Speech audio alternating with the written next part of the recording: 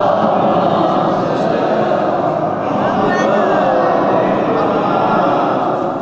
جی امام زمانہ کے لیے اور صلوات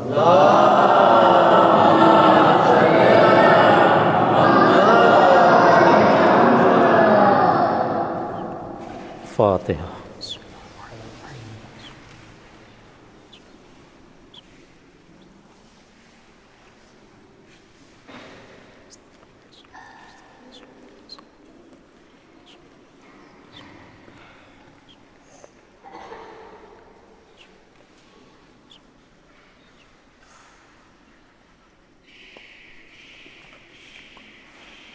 آپ حضرات سے گزارش ہے ایک مرتبہ سورہ الحمد اور 3 مرتبہ سورہ قل واللہ کی تلاوت فرما کر مرحوم سید اختر حسین ابن افضل حسین، انوار فاطمہ بنت عباد حسین، عباس حیدر، شفیق حیدر، عقیق حیدر، رضی حیدر ابن اختر حسین و مرحومہ انجم آرا بنت سید حسن، ان تمام مرحومین کی ارواح کو ایصال کر دیں۔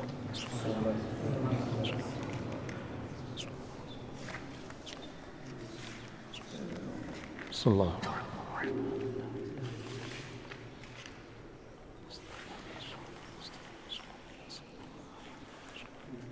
صلی اللہ علیہ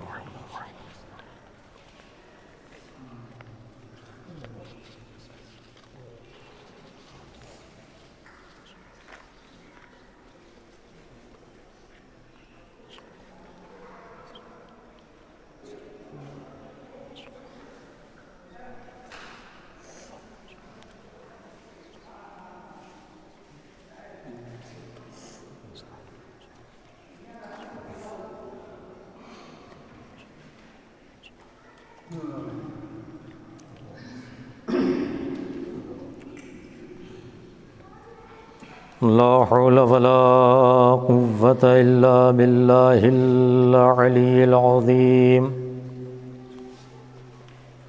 حسبنا الله نعم الوكيل نعم المولى ونعم النصير بسم الله الرحمن الرحيم الحمد لله رب العالمين والعاقبة للمتقين والجنة للموحدين والنار للملحدين الصلاة والسلام على أشرف الأنبياء والمرسلين سيدنا وسندنا ونبينا وشفيعنا مولانا ومولى الثقلين جد الحسن والحسين ومولانا أبي القاسم محمد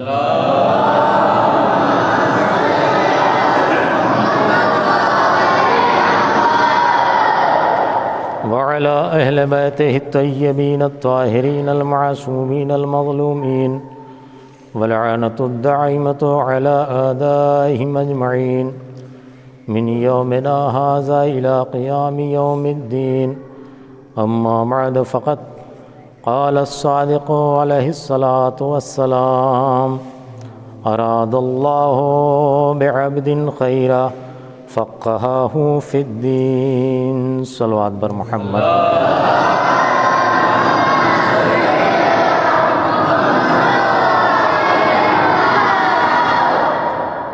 مومنین کرام،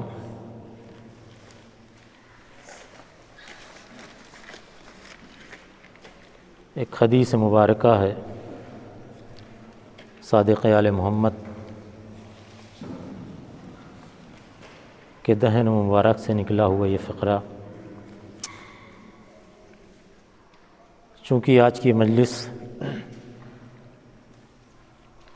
کافی تاخیر ہو چکی ہے، لہٰذا وقت کا بھی خیال رکھتے ہوئے، چونکہ حکم ہوا تھا کہ علم کے سلسلے سے گفتگو کی جائے، اسی مناسبت سے صادق آل محمد امام جعفر صادق علیہ السلام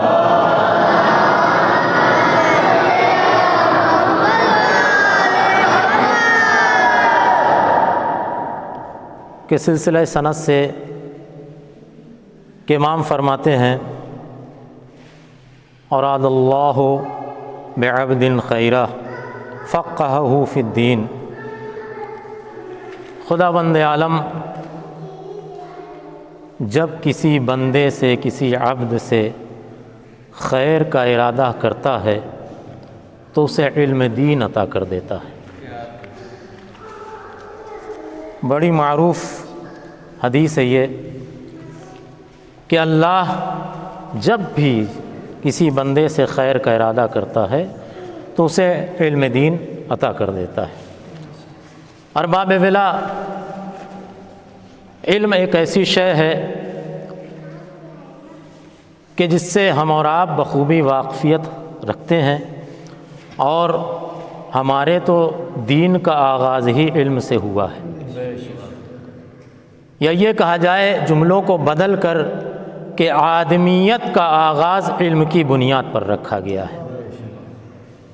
اگر علم نہ ہوتا تو شاید تاریخی حوالے سے اس کائنات پر آدمیت کا وجود نہ ہوتا،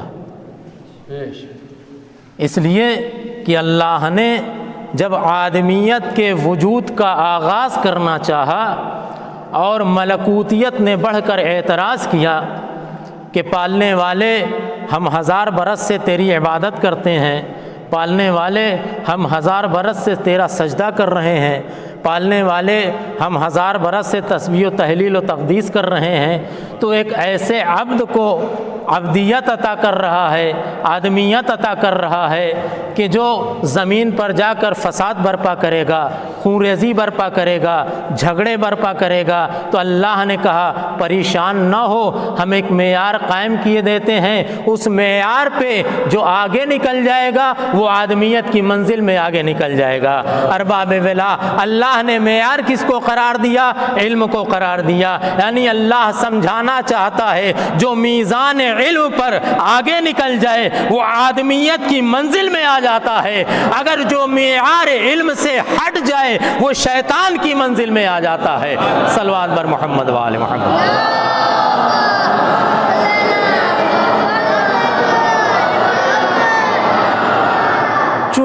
چونکہ ایک وسیع موضوع ہے لہٰذا صرف اشارہ کرتے ہوئے آگے بڑھنا ہے۔ سب سے پہلی منزل کیا ہوتی ہے کہ علم کی تعریف کیا ہے؟ علم کی تعریف کیا ہے؟ علم کہتے کسے ہیں؟ علم حواس خمسہ کے ذریعے سے جو انسان اپنے ذہن میں درک کر لے اسے علم کہتے ہیں۔ حواس خمسہ کے ذریعے سے، اب لوگ سوال کر سکتے ہیں حواس خمسہ کیا ہے؟ حواس خمسہ کیا ہے؟ یعنی قوت شامہ، قوت لامسہ، قوت باصرہ، قوت سامعہ، قوت باصرہ، یعنی جو سننے کی قوت ہے، جو دیکھنے کی قوت ہے، جو محسوس کرنے کی قوت ہے، جو ذائقہ چکھنے کی قوت ہے، اور یہ ساری قوتیں ہیں جن کے ذریعے سے ہم علم کو حاصل کرتے ہیں۔ اگر یہ 5 قوتیں نہ ہوں تو انسان ادراک علم نہیں کر سکتا ہے۔ ایک مثال دے دوں، انسان دیکھیے علم کی یہ تعریف ہے کہ حواس خمسہ کے ذریعے سے جو چیزیں انسان درک کر لے وہی علم ہوتا ہے۔ اور یاد رکھیے علم کوئی ایسی شے نہیں، مثلا میں کربلا گیا، مثال کے طور پر میں کربلا گیا، وہاں سے میں نے کربلا کو اٹھا کر نہیں لایا، ایسا نہیں کہ میں نے پوری کربلا اٹھا کے اپنے ذہن میں رکھ لی۔ میں کربلا گیا، وہاں کی چیزوں کو دیکھا، وہاں کی چیزوں کو میں نے درک کیا، پلٹ کر واپس آیا۔ اب جو نہیں گیا ہے اس کے سامنے جب میں فضائل بیان کروں گا کہ کربلا ایسی ہے، کربلا ایسی ہے، وہاں پر انسان جب جاتا ہے تو اتنا لطف آتا ہے، اتنا گریہ کرنے کا موقع فراہم ہوتا ہے، یہ چیزیں ہیں، یہ چیزیں ہیں۔ فرات کا پانی وہاں پہ موجود ہے، جناب عباس یہاں پر ہے، حرم امام حسین یہاں پر ہے۔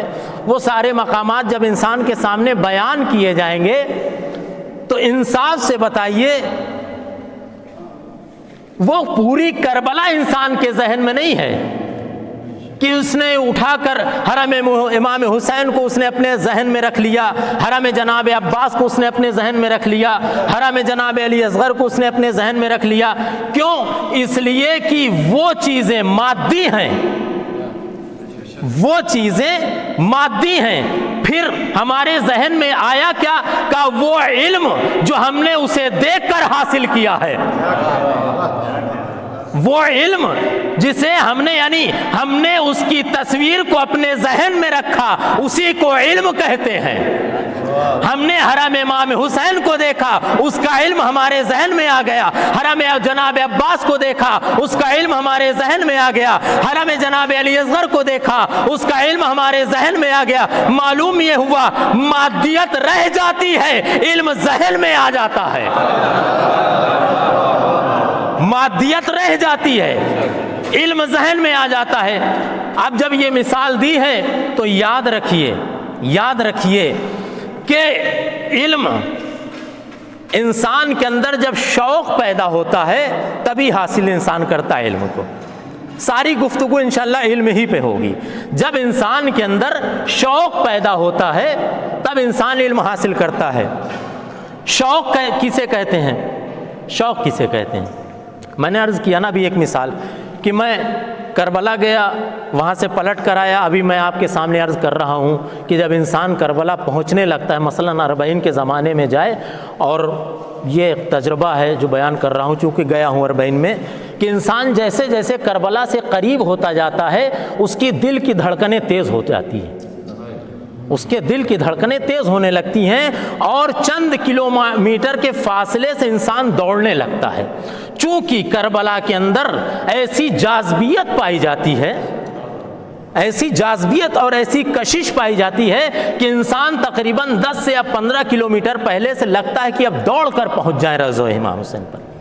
یہ بتائیے میں نے جو یہ مثال عرض کی اس سے آپ کے دل میں شوق پیدا ہوا یا نہیں پیدا ہوا؟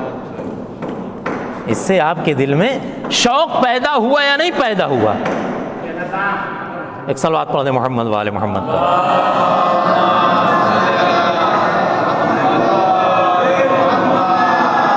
یعنی جب کسی شے کی تعریف کی جاتی ہے تو ہر انسان کے ذہن میں ایک شوق پیدا ہوتا ہے، ہر انسان کے دل میں ایک شوق پیدا ہوتا ہے کہ یہ بیان کر رہے ہیں، انہوں نے دیکھا ہے، انہوں نے محسوس کیا ہے، انہوں نے اس کی کشش کو محسوس کیا ہے، اس کا تجربات کیا ہے، لہٰذا اب میری بھی یہ خواہش کہتی ہے کہ میں بھی کربلا جاؤں.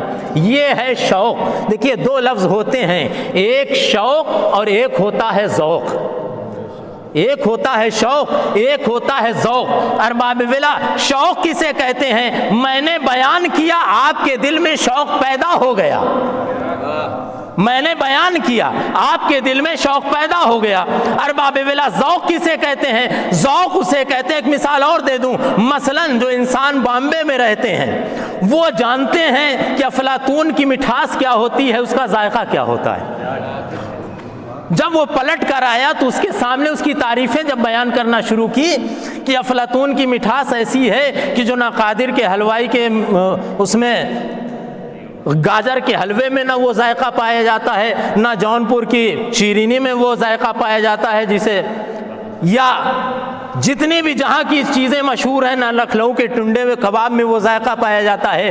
تو ارباب ولا یہ ہمارے اندر شوق پیدا ہوا، اس نے ہمارے اندر شوق پیدا ہوا، ذوق نہیں پیدا ہوا کہ ہم بھی ٹنڈے کا کباب کھا لیں، ہم بھی قادر کے یہاں کی مٹھائی اور حلوہ کھا لیں، ہم بھی فلاں مقام کی فلاں چیزیں کھا لیں. یہ ہمارے اندر شوق پیدا ہوا. لیکن ذوق کب پیدا ہوگا؟ جب ہم لکھنؤ جا کر اس کباب کو کھا لیں گے، زبان میں ذائقہ پہنچ جائے گا، تب ہمارے اندر ذوق پیدا ہوگا. تب ہمارے اندر ذوق پیدا ہوگا کہ ہاں اس میں یہ ذائقہ پایا جاتا ہے. ارباب ولا علم کا مرحلہ بھی یہی ہے، جب ہمارے سامنے علم کی تعریف بیان ہوتی ہے تو ہمارے اندر شوق پیدا ہوتا ہے. لیکن جب ہم علم کو حاصل کر لیتے ہیں تو اس کا ذوق پیدا ہو جاتا ہے کہ علم کے اندر یہ جاذبیت پائی جاتی ہے کہ علم آدم کو صفی اللہ بنا دیتا ہے. صلوات پر محمد و آل محمد پر.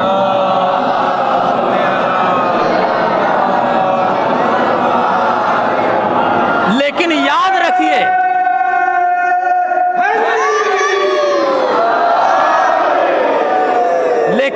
رکھیے، زبان کا جو نمک اور شیرینی کا ذائقہ ہے وہ محدود ذائقہ ہوتا ہے.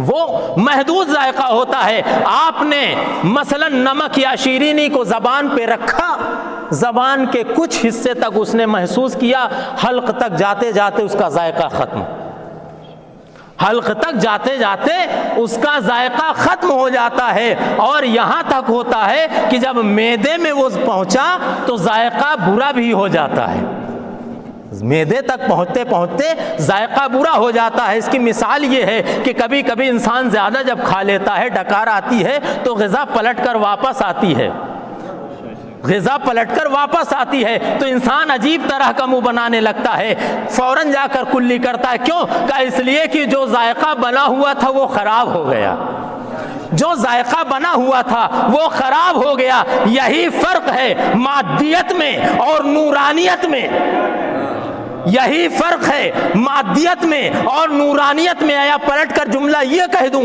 کہ یہی فرق ہے غذا میں اور علم میں,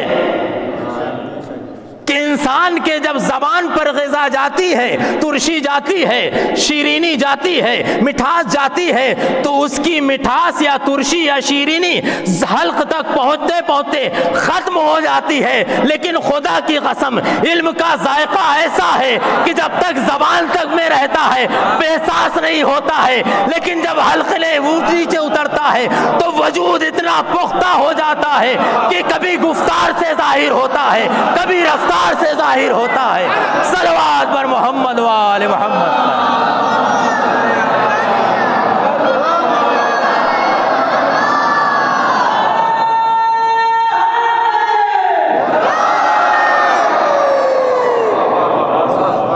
علم ایسی شے ہے کہ جب حلق سے نیچے اترتا ہے تو پھر کبھی اس کی رفتار سے علم نظر آتا ہے, کبھی اس کی گفتار سے علم نظر آتا ہے, کبھی اس کی سیرت سے علم نظر آتا ہے. یہ ہے علم کی اہمیت, یہ ہے علم کی اہمیت اور یہ ہے علم کی فضیلت. لہذا ہمارا خاصہ کیا ہونا چاہیے, ہمارا خاصہ کیا ہونا چاہیے؟ ارباب ولا یاد رکھیے علم دو طرح کے ہیں. علم کی بہت سارے اقسام ہیں جس کی تفصیل بیان کرنے کا موقع نہیں ہے, لیکن صرف اتنا سمجھ لیجئے علم دو طرح کا ہے. ایک دنیاوی علم ہے, ایک اخروی علم ہے.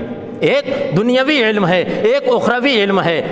علم دونوں ضروری ہیں, علم دونوں ضروری ہیں, اس لیے کہ اگر کائنات کے ساتھ قدم بقدم چلنا ہے تو دنیا کے علم کا حاصل کرنا ضروری ہے. اور مولا نے ارشاد فرمایا ہے کہ وہی صحیح انسان ہے, وہی کامل انسان ہے جو کائنات کو دیکھ کر چلے, زمانے کے قدموں سے قدم ملا کر چلے, زمانے کے قدموں سے قدم کو ملا کر چلے. کہ اس کا مطلب یہ نہیں ہے کہ اب ہم بھی فیشن شو میں چلے جائیں, ہم بھی فلم انڈسٹری میں چلے جائیں, ہم بھی فلاں کام کرنے لگیں, اس لیے کہ انسان بڑھ کر کہے گا کہ امام کا قول ہے کہ زمانے کے ساتھ قدم بقدم ہو کر چلو, تو آج زمانہ یہ کر رہا ہے ہم بھی کرنے لگیں, آج زمانہ فلاں کام کر رہا ہے ہم بھی کرنے لگے, آج زمانہ فلاں کام کر رہا ہے ہم بھی کرنے لگے. نہیں کہا دیکھو زمانے کے ساتھ چلنا ہے, زمانے کے قانون پہ عمل نہیں کرنا ہے, زمانے کے ساتھ چلنا ہے, زمانے کے حالات سے متاثر نہیں ہونا ہے. تو ایک ہی علم ہو گیا. دوسرا علم دین ہے, علم شریعت ہے. ارباب ولا میں نے پرسوں ایک جملہ کہا تھا, ایک شے ہوتی ہے ضروری, ایک شے ہوتی ہے بہت ضروری, ایک شے ہوتی ہے ضروری, ایک شے ہوتی ہے بہت ضروری. علم دنیا ضروری ہے, بہت ضروری نہیں ہے. علم دنیا ضروری ہے, بہت ضروری نہیں ہے, لیکن علم دین ضروری بھی ہے اور بہت ضروری بھی ہے, ضروری بھی ہے, بہت ضروری بھی ہے. کیوں؟ کہ اس لیے کہ علم دنیا تمہیں اقتصادیات میں لے جائے گی. توجہ چاہتا ہوں, علم دنیا تمہیں اقتصادیات میں لے جائے گی, لیکن علم دین اقتصادیات میں بھی لے جائے گی, آخرت میں بھی لے جائے گی, آخرت میں بھی لے جائے گی. یاد رکھیے جس نے تنہا علم دنیا پہ اکتفا کیا وہ سوائے رشدی کے کچھ نظر نہیں آیا. جس نے صرف علم دنیا پہ اکتفا کیا. دوسری مثال عرض کر دوں, جس نے تنہا علم دنیا پہ اکتفا کیا اس کے پاس آیا کیا؟ کہ اس کے پاس اسلحے آئے. آج جس کے پاس علم دنیا ہے, امریکہ سپر پاور بنا ہوا ہے, سارے اسلحے اس کے پاس موجود ہیں, سارے اسلحے اس کے پاس موجود ہیں، میزائل اس کے پاس، ایٹمی ہتھیار اس کے پاس، جتنے ہتھیار تصور انسان کر سکتا ہے ساری چیزیں اس کے پاس ہے۔ کیوں؟ کہ علم اقتصادی وہاں ہے، علم اقتصادی وہاں ہے۔ ایران میں آ جائیے، بہت کمزور، بہت نحیف، مختصر سے ہتھیار ہیں، مختصر سے ہتھیار ہیں۔ کیوں؟ اس لیے کہ وہاں پر علم دین زیادہ ہے، علم دنیا کم ہے۔ علم دین زیادہ ہے، علم دنیا بمناسبت وہاں کے کم ہے، بمناسبت وہاں کے کم ہے۔ تو ارباب ولا ظاہری اعتبار سے اگر دیکھا جائے، اور دیکھا نہیں جی، آج ہے دنیا مانتی ہے کہ امریکہ سپر پاور ہے، امریکہ سپر پاور ہے، ایران کا ظاہری اعتبار سے کہیں وجود نہیں ہے، لیکن ارباب ولا جب ہماری نظر تاریخ پہ پڑتی ہے تو وہی سپر پاور جسے آج دنیا سب سے بڑی طاقتور مانتی ہے، وہ ایک جملہ کہتی ہوئی نظر آتی ہے، اسلحے ہمارے پاس ہیں، ہتھیار ہمارے پاس ہے، ایٹمی بم ہمارے پاس ہے، لیکن اس کے پاس نہ جانے کون سی ایسی قوت ہے کہ اس کے ہاتھ میں ایک تسبیح ہے، اس تسبیح میں چند دانے ہیں، ان دانوں میں نہ جانے کیسی قوت پائی جاتی ہے۔ کہا دیکھو یہ کوئی اور قوت نہیں ہے، یہ علم الہی کی طاقت ہے جس نے امریکہ کو جھکنے پر مجبور کر دیتا ہے۔ صلوات بر محمد و آل محمد۔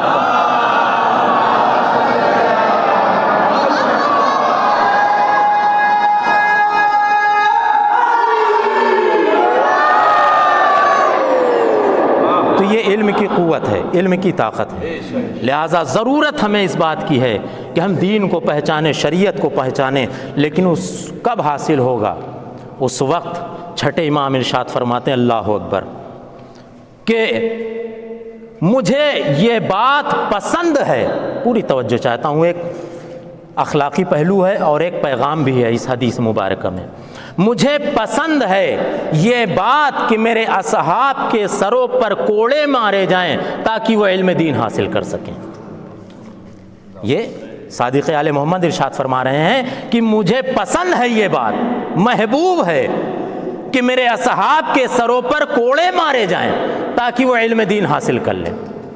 ارباب ولا اب علم دین کی اہمیت اور فضیلت پہچانیے کہ کہاں امام کے اصحاب کہ جو امام کی بزم میں بیٹھ رہے ہیں، امام کے علم سے فیضیاب ہو رہے ہیں، اس کے باوجود امام کہہ رہے ہیں مجھے پسند ہے یہ بات کہ میرے اصحاب کے سروں پر کوڑے لگائے جائیں کہ وہ علم دین حاصل کر لیں۔ امام سمجھانا کیا چاہتے ہیں؟ کہا دیکھو علم دین کی اتنی اشد ضرورت ہے، اتنی اشد ضرورت ہے کہ اگر علم دین نہیں ہے تو انسان ناکام ہے، انسان ناقص ہے، انسان کسی پہلو میں نہیں جا سکتا ہے، انسان کسی بھی بزم میں نہیں جا سکتا ہے۔ کیوں؟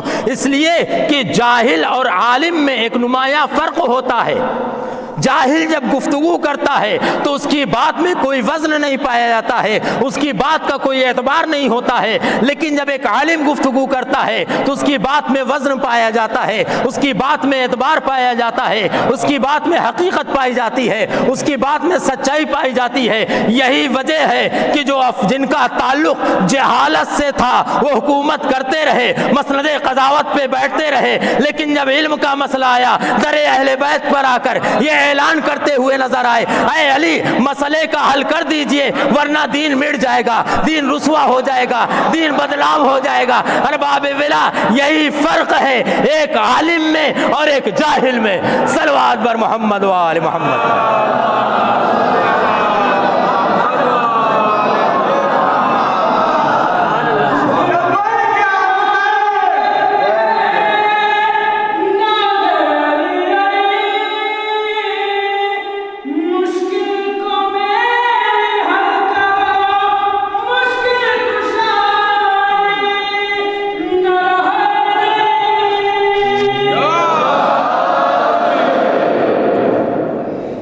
یہ ہے علم کی فضیلت اور علم کی اہمیت۔ بس آخری فقرہ ربط مصائب کے لیے، اور اس کے بعد انشاءاللہ مصائب چند جملے کہ علم انسان کی زندگی میں بہت ہی ضرورت ہے، بالخصوص علم دین، اس لیے کہ اس کے بغیر ہمارا عمل بھی ناقص ہوتا ہے۔ آج انسان اگر علم دین سے دور ہے تو جب قرآن مجید پڑھنے بیٹھتا ہے اسے نہیں پتہ ہے کہ اس میں رموز اوقاف کیا ہیں، اسے نہیں پتہ ہے کہ حروف تہجی کتنے ہیں، اسے نہیں پتہ ہے کہ قرآن میں جو تو لکھا ہوتا ہے آیت کے اوپر اس کا مطلب کیا ہوتا ہے، کہاں پہ ٹھہرنا ہے کہاں پہ نہیں ٹھہرنا ہے، اسے نہیں پتہ ہوتا ہے کہ یہ ساری چیزیں ہیں، حلق کے کتنے حصے ہوتے ہیں۔ اب انسان سوچے گا کہ حلق کے بھی حصے ہوتے ہیں، اللہ نے تو ایک ہی حلق بنایا ہے، لیکن نہیں، رموز اوقاف جب بیان ہوتے ہیں اس نے کہا نہیں، حلق کے بھی حصے ہیں، ابتدائی، درمیانی، آخری۔ بہرحال اس سے گفتگو نہیں کرنا ہے، بس اصل مقصد یہ ہے کہ انسان علم حاصل کرے۔ کیوں؟ اس لیے کہ علم کے ذریعے سے کمال حاصل ہوتا ہے، علم کے ذریعے سے کمال حاصل ہوتا ہے۔ آج ہر انسان بلندی پہ جانا چاہتا ہے، اتنی بلندی پہ جانا چاہتا ہے کہ آج انسان چاند پہ پہنچ گیا، آج انسان مریخ پہ پہنچ گیا، کمال حاصل کرنا چاہتا ہے۔ ہر انسان کی خواہش ہوتی ہے کہ ہم اچھی بزم میں بیٹھیں، ہر انسان کی خواہش ہوتی ہے کہ ہم روسا کی محفل میں بیٹھیں، ہر انسان کی خواہش ہوتی ہے کہ ہم بڑے بڑے لوگوں کے ساتھ اٹھے بیٹھے۔ کیوں؟ تاکہ اس سے ظاہر ہوگا کہ یہ بھی با کمال ہے۔ یعنی اللہ نے انسان کی فطرت میں رکھا ہے کہ انسان طلب کمال کے لیے پیدا کیا گیا ہے، انسان طلب کمال کے لیے، اب جیسی خواہش ہوتی ہے ویسا کمال حاصل کرتا ہے۔ بس آخری جملہ، جیسی خواہش ہوتی ہے، مثلا کمیل صاحب کو شاعری کا شوق تھا، انہوں نے کمال شاعری میں اپنا نام کما لیا۔ کسی کو ذاکری کا کمال حاصل کرنا تھا، اس نے کمال ذاکری حاصل کر لیا۔ ایک مثال ہے، کسی کو شجاع بننا تھا، اس نے کمال شجاعت حاصل کر لیا۔ اس نے جس کو جیسا شوق تھا اس نے ویسا ہی حاصل کرنا چاہا۔ کسی کو علم کے میدان میں جانا تھا، اس نے علم کو حاصل کر لیا، کبھی خمینی بن گیا، کبھی خامنائی بن گیا، کبھی خمینی بن گیا، کبھی خامنائی بن گیا، ارباب ولا۔ لیکن اس دنیا میں ہم نے دیکھا کہ اگر شجاعت لینا ہے تو وہاں جانا پڑے گا، اگر سخاوت کا علم لینا ہے تو وہاں جانا پڑے گا، اگر کریمیت کا علم لینا ہے تو وہاں جانا پڑے گا، دنیاوی علم لینا ہے تو وہاں جانا پڑے گا۔ اللہ بھی مسکرا رہا تھا کہ میرا بندہ کہاں تک در در بھٹکے گا، سارے علوم کو جمع کر کے در اہل بیت پر رکھ دوں تاکہ جیسی ضرورت پڑے آ کر یہاں لے لینا۔ علم چاہیے یہاں لے لینا، شجاعت چاہیے یہاں لے لینا، صبر چاہیے یہاں لے لینا۔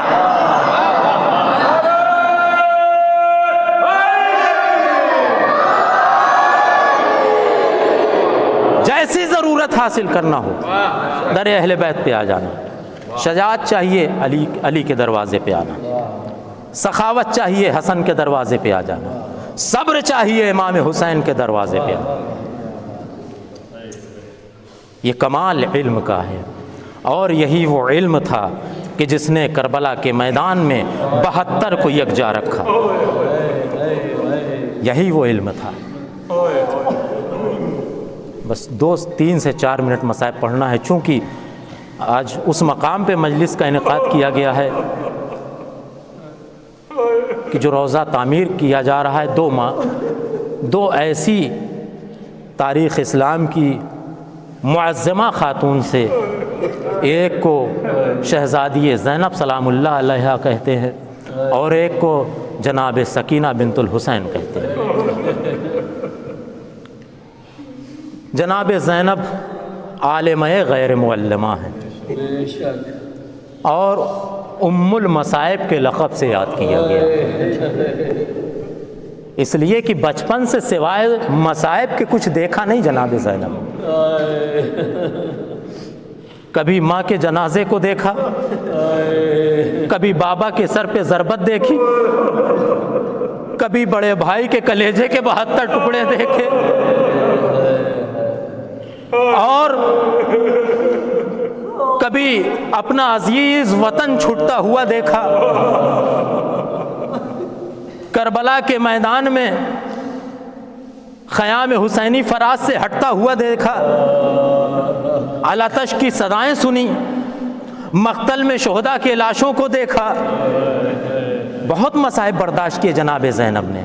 میں نے عرض کیا تھا نا کہ امام حسین اور جناب زینب مسلسل عصر عاشور تک، اگر جناب امام حسین شہید کا لاشا لاتے تھے تو جناب زینب ماتم کیا کرتی تھی۔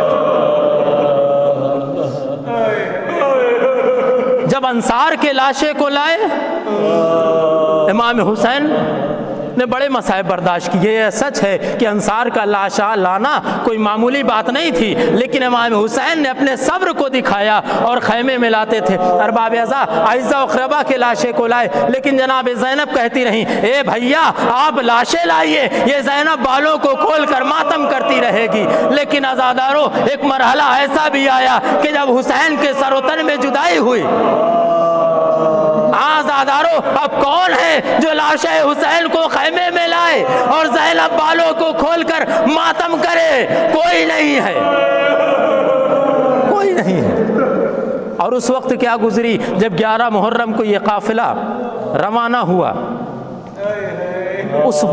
اس مقام سے گزارا گیا جہاں پر لاش امام حسین اریاں پڑا ہوا ہے. جناب زینب نے دیکھا کہ ظالموں کے کچھ تہائے نجس دفن ہو چکے ہیں، میرا بھیا کا لاشا بے گور و کفن پڑا ہوا ہے. عزاداروں کیا گزر گئی ہوگی جناب زینب کے دل پر، اس لیے کہ وہ بھائی جو اپنی بہن کو ایک لمحے کے لیے گوارا نہ کرے کہ میری بہن مدینے میں سو رہی ہے، سورج کی کرنیں اس کے بالوں پر پڑ رہی ہیں، تو بھائی کو برداشت نہ ہوا، ابا کا دامن اٹھایا اور سایہ کر لیا. جب تک زینب سوتی رہی تب تک حسین کھڑے رہے، مگر ہائے رے غربت جناب زینب، کربلا کے میدان میں بھائی کا لاشا پڑا رہا. زینب اتنی مجبور کہ سر پہ ایک چادر بھی نہیں ہے جو بھائی کے لاشے پہ سایہ کر سکے. جزاکم ربکم خیر الجزا. بس آخری روایت سن لیجئے، آپ کی زحمت تمام. عزادارو جب یہ قافلہ رہا ہوا مدینے پہنچا، کسی نے جناب سید سجاد سے کہا اے آقا سجاد ابھی تو آپ کی عمر بہت کم ہے، اے سجاد ابھی آپ کی عمر تو صرف 28 برس کی ہے، آپ کی عمر تو بہت کم ہے، پھر کیا وجہ ہے کہ آپ کے سر کے بال سفید ہو گئے، آپ کی کمر خمیدہ ہو گئی؟ عزادارو تاریخ نے لکھا کہ سید سجاد گریہ کرنے لگے، سید سجاد زارو غطار رونے لگے اور آواز دی اے بھائی تجھے نہیں پتا ہے عمر کم ہے لیکن مصائب بہت ہے، عمر کم ہے لیکن مصائب بہت ہے. اے بھائی بس اتنا سمجھ لے میری کمر زندان شام تک نہ جھکی ہوئی تھی نہ سر کے بال سفید تھے، لیکن جس دن اس بھائی نے ایک بہن کے جنازے کو اٹھایا اسی دن سے سجاد کی کمر بھی جھک گئی، سر کے بال سفید ہو گئے، اس لیے کہ وہ بھائی کیسے برداشت کر سکے کہ جس کی بہن قید خانے میں دم توڑ دے اور اس کا کفن اسی کا لباس ہو. اے بھائی یہ سجاد اتنا غریب تھا کہ اس کے ہاتھوں میں ہتھکڑیاں تھی، پیروں میں بیڑیاں تھی اور اپنی بہن کو باہر نہ دفن کر سکا. وہی زندان اسی بہن کا قبر بن گیا. وسع عالم الذین آمنوا ای منقلب ینقلبون انا للہ و انا الیہ راجعون رضا بقضائہ و تسلیما.